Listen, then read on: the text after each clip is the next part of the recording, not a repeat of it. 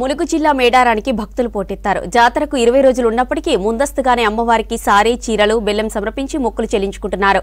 రాష్ట్ర నలుమూలల నుంచి కాకుండా అటు ఆంధ్రప్రదేశ్, ఛత్తీస్గఢ్, ఒడిశా, మహారాష్ట్ర నుంచి భారీ సంఖ్యలో తరలివస్తున్నారు భక్తులు. ఈసారి జాతరకు 1,50,00,000 మంది భక్తులు వచ్చే అవకాశం ఉందంటున్నారు అధికారులు.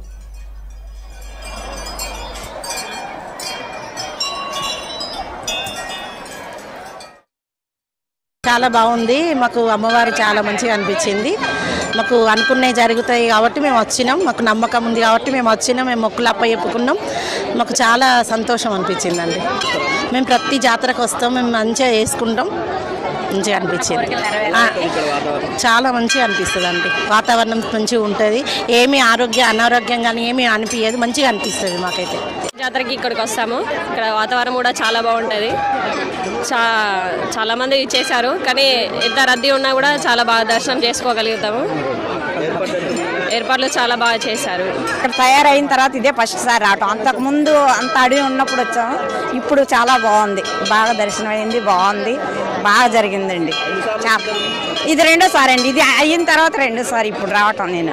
బాగుంది. ఇప్పుడు బాగుందండి. ఇక్కడ ఇంతకుముందు సారి వచ్చినప్పుడు జనం బాగా ఉన్నారు.